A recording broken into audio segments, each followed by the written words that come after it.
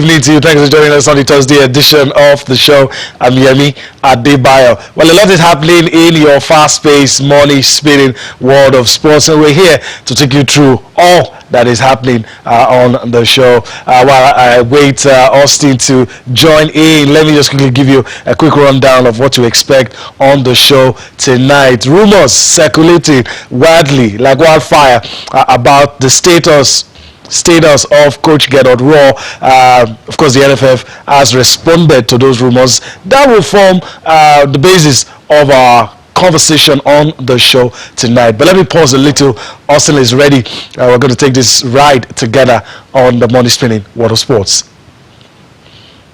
All the greetings to you, Yemi, and of course to our viewers all over the world. It's always a delight to be on the show. What a story since Tuesday is all about Gernot Rohr, you know, and this is expected because we said it that if they don't give the last round of qualifiers the grand finish that the fans expect, then this sort of conversation will happen. But then the Nigeria Football Federation, they debunked all of those reports that the coach has been sacked, you know, and they said, look, we need to follow the processes. You know, there are procedures to this thing. This is a contract. You can't just wake up and tell the coach that you're sacked and then you leave the job. So I want to see where this will go because the ministry is also involved. The minister has been talking, you know. But as Gernot Rohr reached its target, I mean, that's what we should be talking about. Since he became the head coach of the Super Eagles in August 2016, the things that have been set out for him to achieve, Yemi, has really met those targets? That's a very important question, and we'll do our best to answer that question on the show. But then again, I also think the employers should be the ones to tell us whether or not he has met those targets set for him.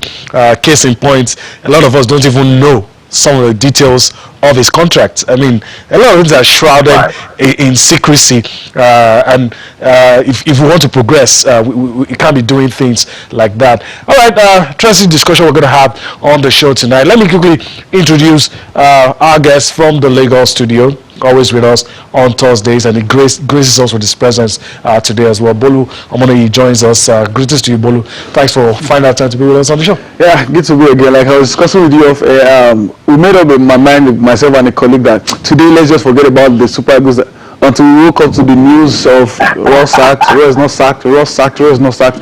Then you ask yourself, if the news is not confirmed, what do you call it? Just a simple word, fake news. But like you and the most rightly said, too many dark edges in the contracts plus the terms for clauses. Before the first contract we heard on the radio show, I think NFF Vice President Shiakim said, well, at the AFCON, they should do well. No set targets. Then this one we heard the target was win AFCON and qualify for the World Cup. He has not done any of them, but at the same time, he has not faltered in any of them. We are still in line to do both. So, Super Eagles, when you hear news like that, you also have no choice but to talk about them because no matter how much we decide to talk about Arsenal, Real Madrid, Man U, and all of them, we are still Nigerians. And I don't think any journalist or any Nigerian doesn't want to see Nigeria at the FIFA World Cup next year in Qatar. It's going to be a disaster of immense proportions if we do not qualify. We're going to listen to the sports minister later on, and I guess that's his own baseline. We must be in Qatar, and whatever we need to do, if somebody needs to go, but don't let me paraphrase. We'll listen to him in a bit. But like we said, the NFF has responded to the rumors, and they have said, as of now, as of today, Coach Gernot Rohr has not been sacked. That's what has been said. Let's take a quote from the NFF president, Amaju Pinnick, responding to all that has been said. He said the board of the NFF is studying the report of the technical committee, which is submitted after the match against Cape Verde in Lagos on Tuesday. There are a number of possibilities, but we have not taken a decision to sack Gernot Rohr. I want to assure that whatever decision is eventually taken, it will be one that will please the generality of Nigerians. A statement attributed to the NFF president, Amaju Pinnick. He also continued, he said, Mr. Rohr has a contract with the NFF and there is a procedure for this engagement. Amaju Pinnick, president of the Nigerian Football Federation. So, Austin, this is where we stand. This is the situation we're in. And I want to resist the temptation of beginning to read in between the lines, beginning to... all right. Also, let me just allow you take it from there.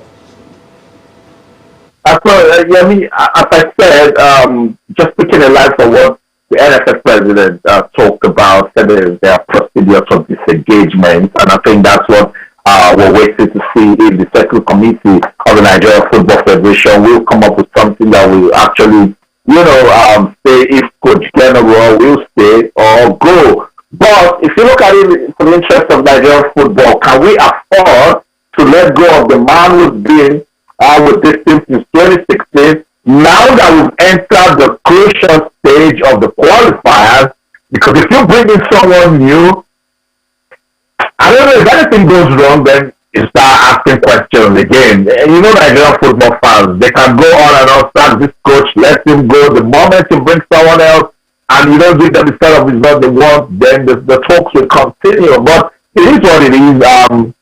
Word on the street, people are not happy with the current state of the Super Eagles. We've talked about the style, what's the pattern of play.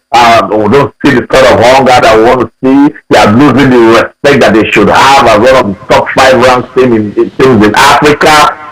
So much coming out of the Super Eagles, particularly with this round of qualifiers. I mean, you know what? Let's listen to the Minister of Youth and Sports Development, Mr. Sunday Diary. He's also talking about Coach Gernot and the Super Eagles.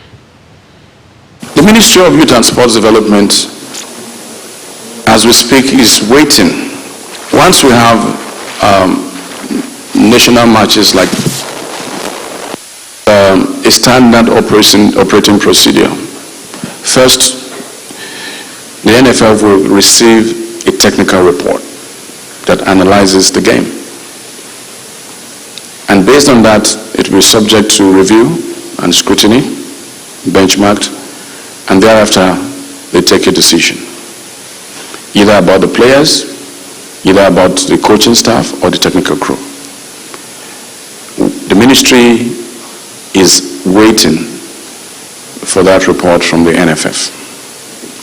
What the report will contain, what it will recommend, I cannot say precisely. Before the end of the week, we'll have that report, and that report will touch on many areas. We know what the concerns are. We know what the worries are. The Super Eagles must qualify for Qatar 2020. We know the power of football, and we will do whatever is necessary. We will make whatever amendment is required.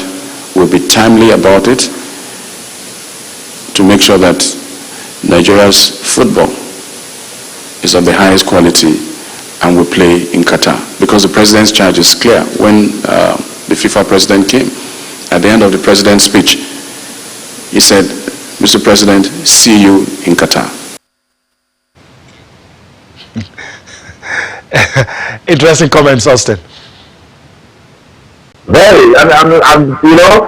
If I don't speak like a regular Nigerian football fan, the only thing you remember from that speech is we must be at Qatar 2022. And then he backed it up with a presidential ambition, when the president met Gianni Infantino to see you in Qatar. Look, let's wait for the reports of the Nigeria Football Federation. That's what the ministry is waiting for. That's what Amaju Pinnick also talked about, that they need to sit down, and prepare that report. So there's a lot to come out of that report. So we'll wait.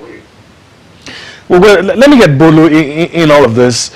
And sometimes we're always been accused of reading in between the lines, much ado about nothing. Some of the things I've heard the sports minister say, I'm thinking you should be coming from the NFF. And I don't know, maybe we might start hearing things like interference, and all of that. I'm cautious with some of the things I'm trying to say. It's a heated moment. A lot of people are not happy with what has happened, and I know that in his position as a sports minister, he would want things to go well. for the Super Eagles of Nigeria. But then again, you don't want to kill a cockroach with a sledgehammer. Just let the guys do their job and not look like we already have a stance, that we're just waiting so that 2 + 2 comes 4 and we do this. I think one of the things we get wrong many or most of the time is we don't know the things to come out and the things not to come out. Like when Pinnick speaks with the players, some of the things they say in the dressing room are not. Those are things that shouldn't come out. I think the last time this man spoke about Gernot, it caused lots of debate on social media, and many people actually wrecked him down and bashed him that it's not your place. Now I know he's probably trying to avoid the direct words he used the last time, but I don't think it's even in your place to receive the recommendations from the NFF. To even talk about the Nigerian football. I don't know if it's journalists that asked him the questions or is the one that picked up the answer himself, but I don't think it's in the place to give us decisions or commendations or recommendations. Or to tell us what will happen after that report is being received. The reports from the technical committee is supposed to go to the NFF. I don't think the NFF even I don't think they have to tell you we are employing this, we are sacking this. They are the ones in charge of everything called football. And these are the type of things FIFA said to us. Kenya recently are in trouble because they decided the government interfered. Now they are facing a ban from football. We don't want to be banned from football, and the talk of infatuation in Qatar, they should give us a pass if they really want to see us without stress. But overall, I think the debate on Gernot is unending until probably if he qualifies or when he qualifies for the World Cup. Because I said to myself, like I said earlier, the conditions for the new contract have not been met. At the same time, they are not out of it yet. They'll be playing AFCON next year in a few months, and the World Cup qualifiers, the final phase is still in March. I'm scared. Remember, I've been saying it over time, even before all the qualifiers are there, I'm scared for this new format because I don't think they are playing good enough to progress. But again, if they are sacking Gernot, I'm not saying sack him, I'm not saying keep him, that's left with their recommendation in quote. But if they are sacking Gernot, you have to do it now. If you want to sack him now, then whoever you are bringing in can study these players ahead of the AFCON. Then after AFCON, prepare well for the qualifier. But if you are thinking waiting till AFCON is knocking at the door, that's too late because there are many pluses and many minus. I've listened to you saying, let's give Igalo time. And I say to myself, Igalo time, then why are you not giving the younger guys time? Because if I keep counting, I tell people Lukosa 19 goals in 21 games as a centre forward, played 45 minutes for Super Eagles as a winger. That was the end. Awoni came on and played for about 20 minutes in the last game against Central African Republic, and that was all. Many players like that are younger that can give Nigeria 10 years.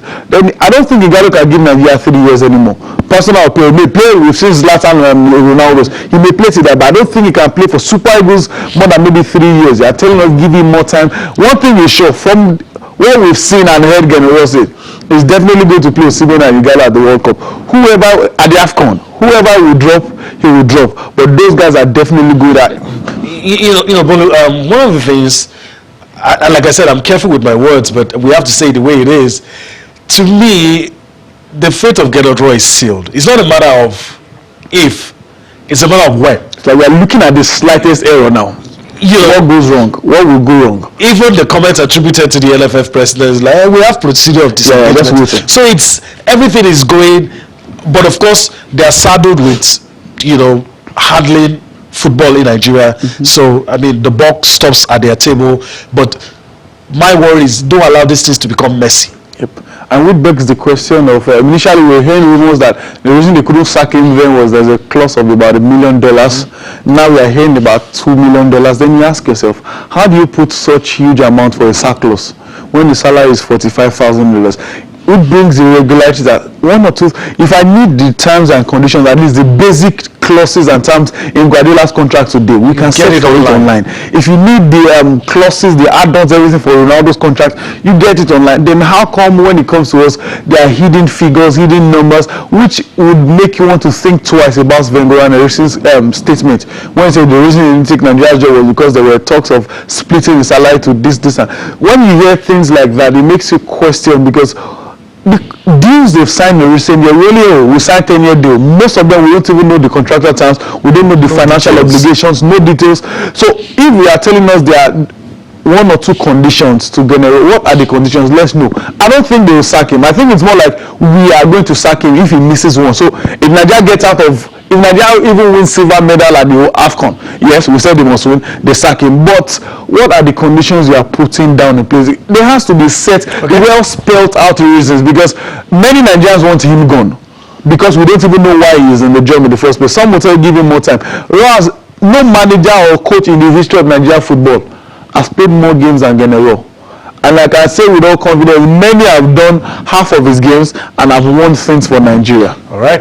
I guess we'll leave it. We can't leave it at that. Let me allow Austin as well. Say a thing or two. For me and Bolu here, we think that from what we've heard, the comments of the sports minister, a statement attributed to the NFF president, it looks like we have a destination in mind. It's not a matter of if; it's a matter of when. I mean, again, we need to get the NFF to come out plain about what the contract of Coach Gernot is all about, because we know that the coach has also complained about being owed salaries. So, how do you start a coach that you're not even paying? That's one. And then secondly, can the NFF meet up with the financial obligation if they want to let go of the coach now? The ministry, from their body language, we have the media, we have the road for interpretation. You could tell that if they have their way, they would prefer a better coach. But you've also brought in interference into it also. So let's see what will come out of that technical report that they are studying. Give it to the ministry. Ministry takes a look. But I'm sure in all of these, they should be talking to the coach also and letting him know that, look, this is the situation of things. We're not pleased with the current state of Super Eagles and how they play football, and we're going to a crucial round of World Cup qualifiers. Do you want to do this job?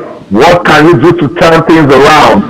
We need to be very real with ourselves, particularly to go into this round. So it's not just about the ministry or the NFF, it's also about the man himself. And I've said that if we look at what is going on right now, do you want to take a risk to say the electoral league and bring someone who will start from the beginning, coming to take a job at a very crucial stage, and you're just trying to know the thing?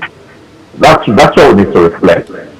Yeah, we need to reflect on all of that, and we'll see where we go. But then again, we'll have to wait for that technical committee report and see the details that will shed more light, and we'll know where we're going from there. We need to go on a break right about now. When we return from that break, we'll be talking about the host of the next FIFA World Cup, their preparation, their plans, and what they're trying to do with the World Cup stadiums. We need to go on that break. Come back for more. Sports Tonight.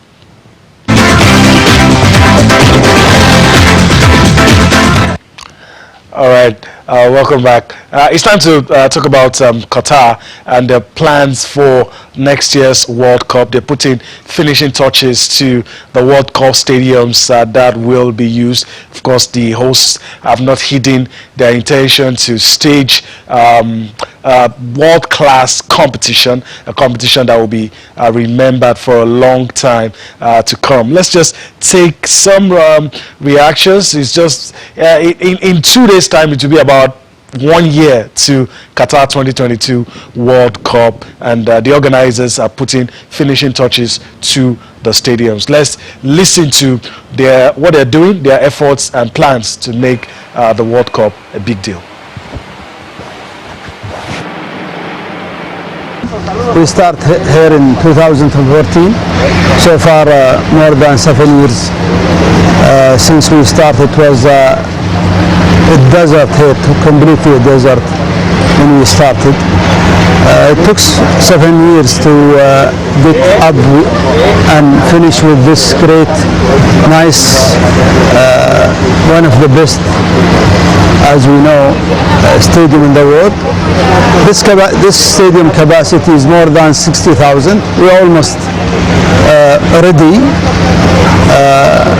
and hopefully in 2 weeks' time, less than 2 weeks' time, 10 days, we will have Arab World Cup in the stadium, and at the same time opening the stadium.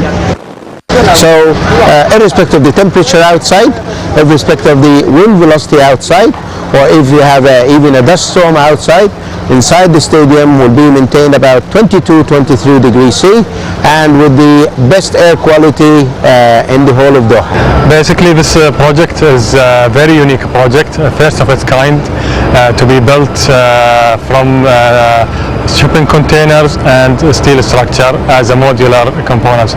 The special thing about this stadium is it's been designed and constructed in a way to be dismantled afterwards. Not only dismantling means demolition, but also to fully reutilize all the main elements of the stadium. All right, state-of-the-art facilities right there in Qatar, and everybody's happy. I mean, you're talking about facing any challenge head-on, or whatever happens, they're going to get everything in tip-top shape for the World Cup. Austin, it gladdens my heart, and I'm very sure it gladdens the heart of every football fan that Qatar, the plans that they have for the World Cup, even if you say next month the World Cup is starting, they're ready. That's what it is. You know, they told us that we're going to see Arab money displayed, and they already showing it to us. You know, one thing that I know for sure that we remember this 2022 World Cup is infrastructure. They will give us state-of-the-art facilities. We saw a little bit of this at the Olympics with what Tokyo did. You know, and Qatar, I think it was better apart to Qatar. When I went for the World Cup, and I saw some of the protocols of the stadium on display right there at the airport to let persons know in 2018 that they need business. And if you heard of the contractor and persons who are involved with the building of stadiums, they are ready. That's 2022 World Cup, and they are already ready. So that is just reminds us that, look, we have to do what we can as a country to qualify for the World Cup, because everyone is pumped for looking forward to the 2022 FIFA World Cup, and Qatar wants to give us a life-changing experience when talking about football at the World Cup. All right, so that is it. Austin, before I also get Bolu's thoughts, Gianni Infantino has been speaking as well. He's been sharing his thoughts on Qatar. I've never seen a country in the world which has been so ready so much in advance. So it's fantastic, and we welcome the world next year here. We are organizing several activities for the fans, including an incredible fan fest, the biggest ever organized, almost 10 kilometers on the Corniche, plus many other events. So we'll take care that all those fans who will come here don't have, like maybe in previous World Cups, to travel days in order to go and watch a game. The possibility we are in the middle of the consultation process in this respect. It's about the international match calendar, it's about the World Cup and other global competitions or continental competitions. We are listening, we are consulting. Many are in favor, many are against. The discussions are heated as whenever we speak about football topics.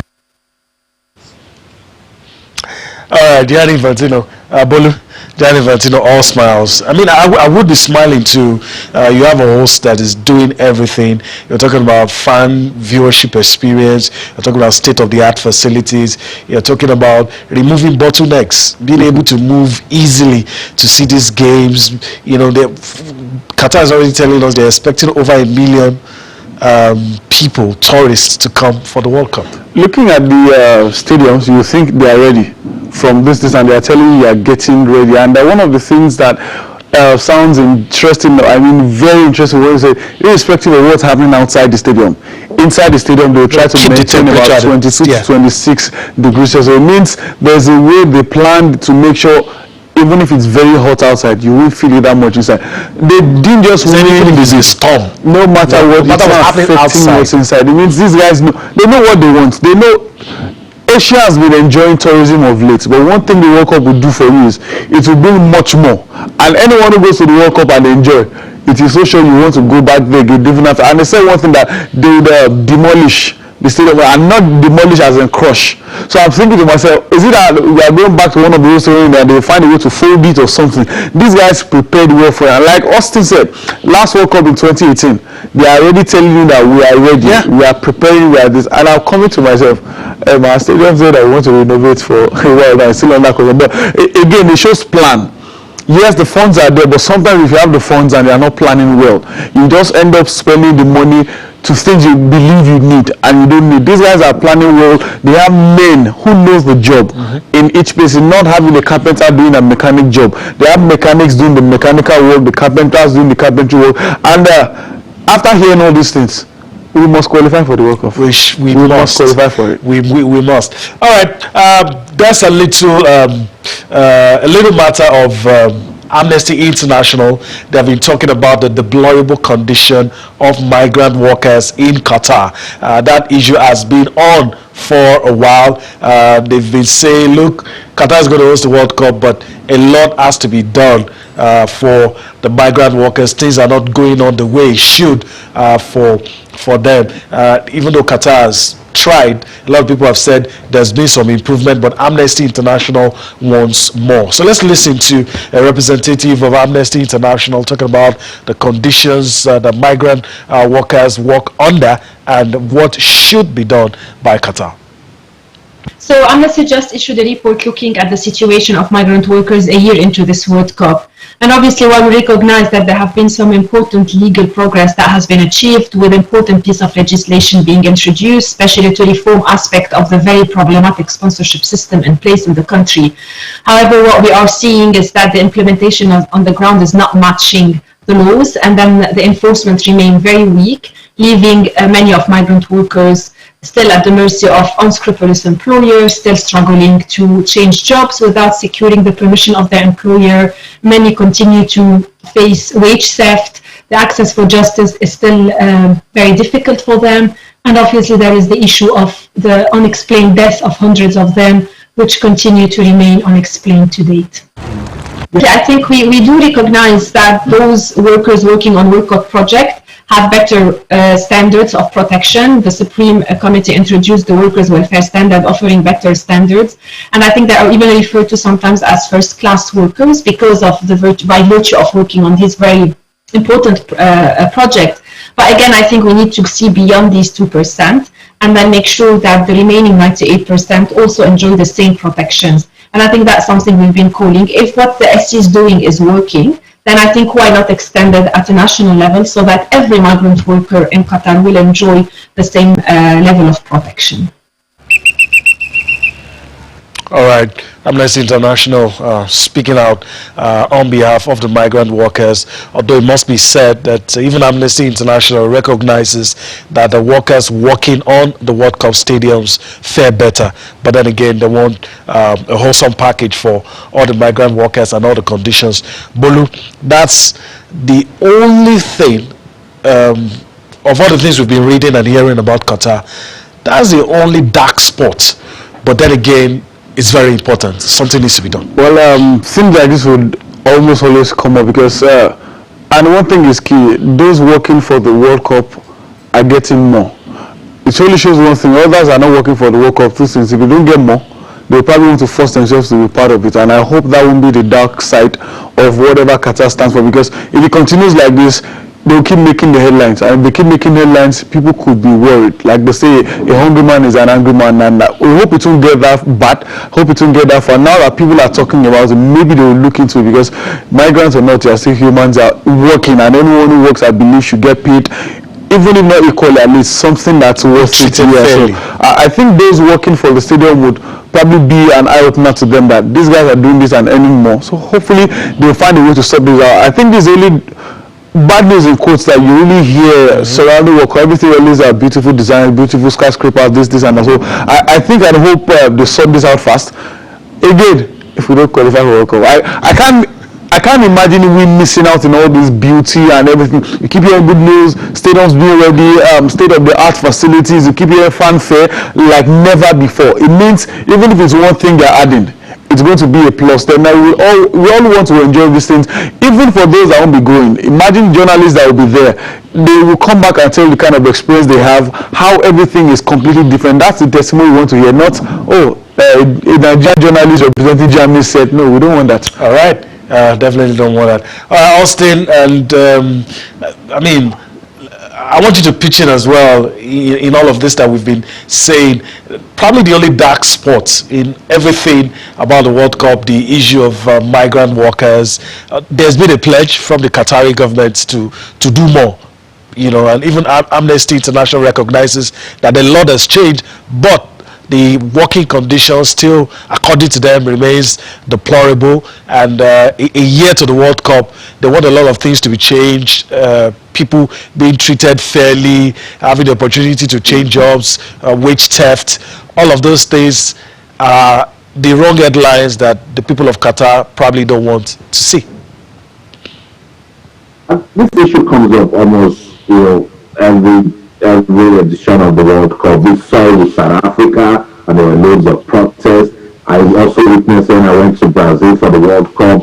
From the start of the World Cup till the end, workers were always, asking for better wages, and that's the job, because that's the only opportunity they have to get, better working conditions, and get improved, wages, because the entire world is, looking at the country that is hosting the World Cup. For instance, Amnesty International are already interested in the Qatar situation. So, to the Qatar government to find a way to, ensure that they take care of these workers, because we want to ensure that you've got good president for you from now to when the World Cup starts, and even to the end. So, very, very important that these workers are taken care of, and no distractions as regards preparing for the World Cup, because we'll soon start when we countdown to the World Cup, and then it gets to 100. We want to try to reduce the level of negativity that is tied around the preparation for the World Cup. As I always say,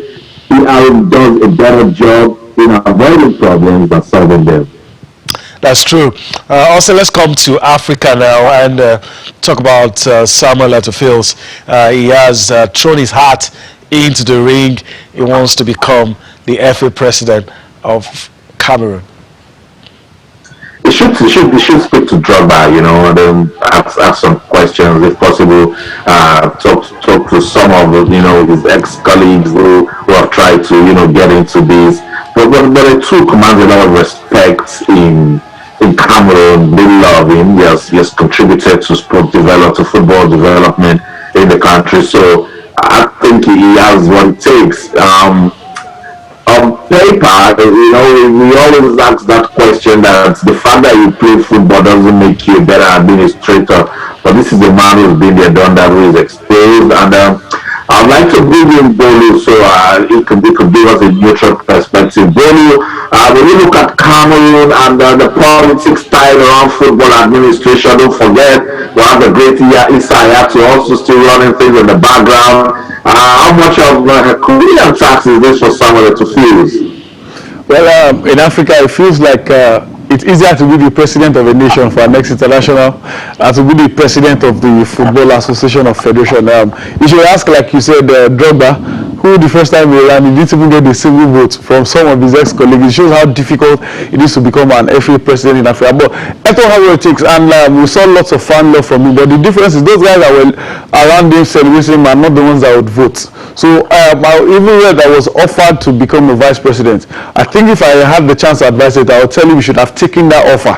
Because if you are the vice president, you probably have more understanding on how to run the terrain, how the politics in Cameroon Football Federation or Association runs. I'll be surprised if he wins the presidency. Judge Rohr had to go above that, and let me just go for the president of the nation, and he won that. Because it's somehow difficult, the people you meet, the runs you make, the calls and everything. So I think it's a difficult situation. If I have the chance, I would have told him, Legend Samuel Eto'o, just take the vice president position. That way, you will learn and understand how they run. Maybe after 1 or 2 terms, you can decide to run alone. But let's see how it works. Maybe Eto'o was just probably Drogba was just the off target.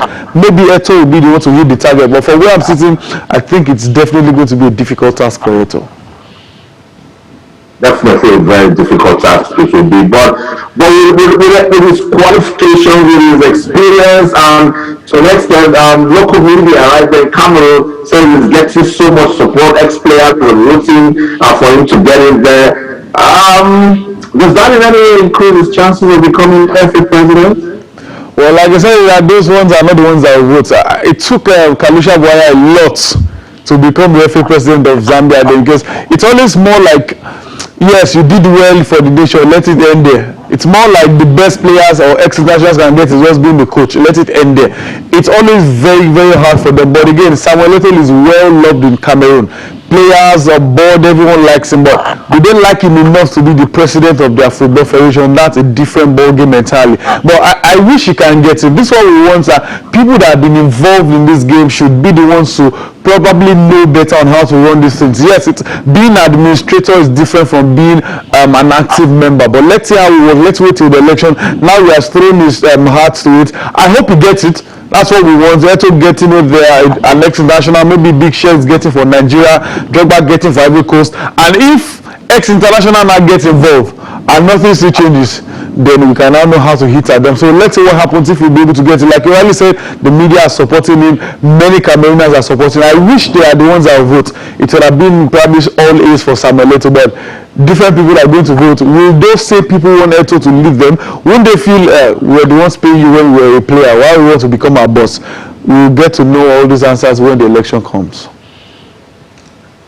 So that's it. Samuel Eto'o says is going to be the next FA president, despite the cheating. He knows there will be some level of cheating, but he's optimistic that he will become four-time African footballer of the year. Hopefully that will count for something. As you saw, the crowd deciding he's got good followership and support right there in his own country, Cameroon. So let's see. Yeah, when we're talking about this, I'm saying maybe it's about time to have a football legend in Nigeria step up to become NFF president.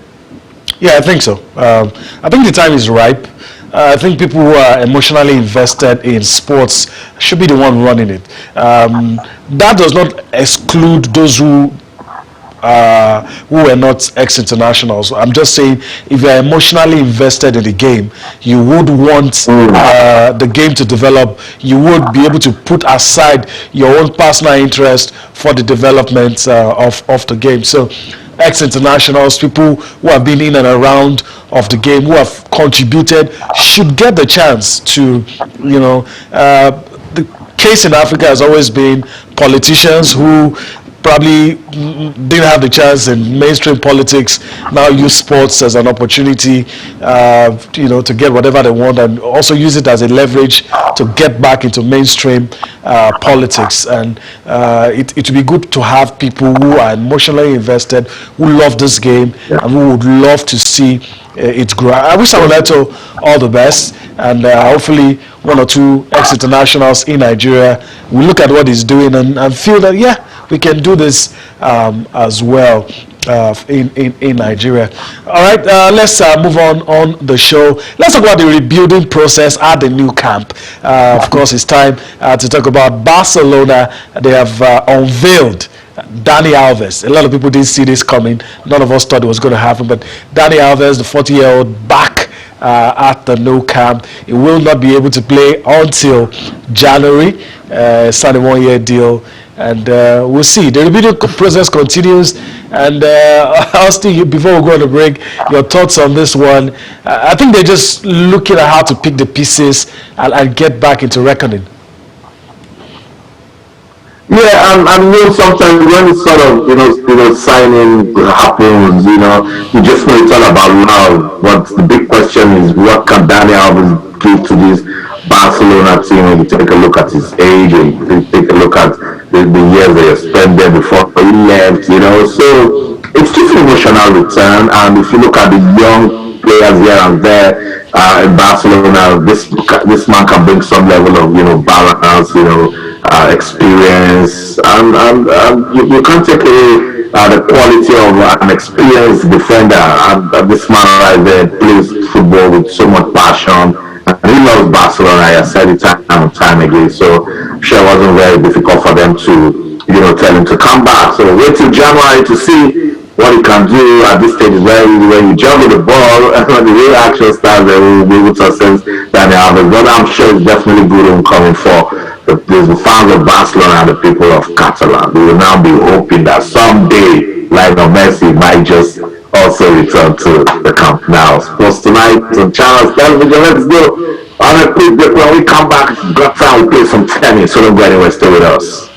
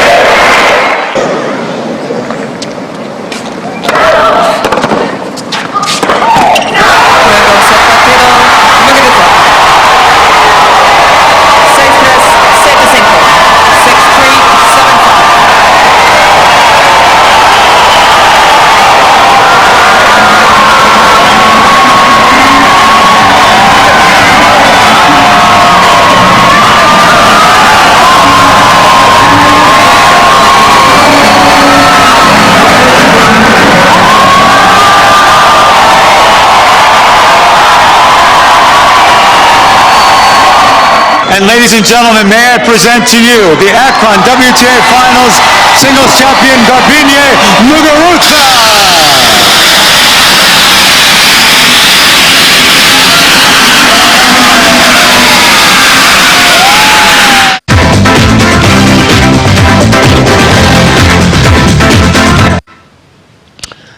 All right, that's it. If it's time to talk about the tennis, talk about WTA and ATP finals. Got a glimpse of Gabi Muguruza winning WTA finals tournament beating Anna Kontaveit. But let's start with the guys, Austin, and we'll get Bolu into it as well. Alexander Zverev is booked a spot in the semis at the ATP finals in Turin. He's going to be meeting Novak Djokovic. That'll be the 5th time they will be meeting. He's lost 3 times, but one at the most important time, that was at the Olympics. He defeated Hubert Ukaz 6-4, 6-4 to win this one, and he's now through to the semis, and waiting for him from the green corner is Novak Djokovic. And so, Austin, your thoughts on this one? Zverev has had to deal with a lot of issues, but a big test for him. He secured 2nd place in his group as a result. He finished behind defending champion Dani Medvedev. Medvedev will now wait for the winner of Friday's match between fellow Russian Andrei Rublev and Norway's Kasper Ruud. But top seed Novak Djokovic, he's aiming for a record-equaling 6th title. He qualified as group winner with opening wins against Rublev and Ruud in Turin. So when this happened, I was like, not again. Why is this Zverev and Djokovic at this stage of the competition? But it will be a good experience for Zverev once again if he can get something out of Djokovic. But what's coming through my mind really is how difficult is it going to be this time around for this young tennis player? I feel these 2 guys are becoming rivals. They played 4 times already this year. Like Yemi said, Zverev won the important one. That was the Olympic, and he has lost the semi-final at the US Open, lost in the quarterfinal as ATP Tour. So he's got a big task. Djokovic, yes, he's dropping step by step, but when you think Djokovic is dropping, he hits you from the back. He has not dropped a set so far. Yes, he's still going to play Nishikori, that's more like walkover because he's already in the semi-final, and Zverev who struggled and lost against Medvedev. He has a big task at hand. Yes, he knows he wants to defeat Djokovic.